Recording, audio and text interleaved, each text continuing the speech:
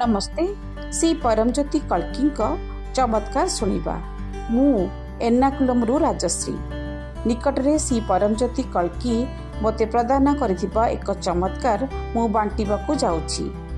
मु गत 4 वर्ष धरी वार्षिक चुक्तिनामा आधार रे एक केंद्र सरकारी एजेंसी रे कार्य करि आसुथिली।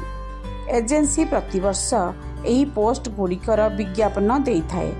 आवेदन करिथिबा प्रार्थी साक्षात्कार परिचालना करा जाए एवं मनोनीत प्रार्थी को 1 वर्ष पई चुक्तिनामा प्रदान करा जाए। शतकड़ा 70 भाग कार्य भूतपूर्व सैनिकों पई संरक्षित। तेणु जदि कौनसी व्यक्ति साक्षात्कार रे जोग देबाकू आसंती एवं मनोनीत हुअंती तेबे असंरक्षित वर्गर व्यक्ति चुक्तिनामा हरंती। 2023 मसीहा मार्च मासरे साक्षात्कार परे जड़े भूतपूर्व सैनिक मो पद पाई मनोनीत हेले एवं मोर चुक्तिनामा नवीकरण हेला नाही। मु भगवत धर्मर समस्त होम एवं कार्यक्रम रे अंशग्रहण करि आसुछि एवं मोर श्री परमज्योति कल्की उपरे दृढ़ विश्वास अछि।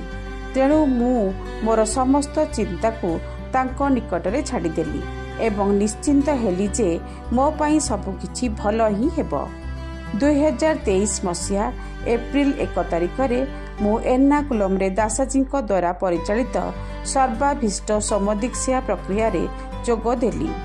मोर जड़े सहकर्मी जे चाकरी हराई थिले से मध्य एही कार्यक्रम रे जोग देइथिले। से दिन आमे दासाजी को भेटिलु एवं तांकू आमर चाकरी फेरिबा पाई प्रार्थना करने को अनुरोध कलु। 2023 मसीहा एप्रिल मास 10 तारिख रे आमे दुहे काम को फेरिबा पाई नियुक्ति पत्र पाइलु। भूतपूर्व सैनिक माने चाकरी छाड़िथिबारु एहा घटिला। आम 2 जन को पुनः नियुक्त करागला। चमत्कार कथा जे आसंता वर्षर अपेक्षा तालिकारु आमको नियुक्त करा जाइथिला। श्री परमज्योति कल्की मते आम मुख्य कार्यालय रे नियुक्ति प्रदान कले। साक्षात्कार समय रे मु ईश्वरंक निकटरे प्रार्थना करिथिली जे मु आंचलिक केंद्र रे चाकरी पाइबी बोली, जहा मुख्य कार्यालय अटे।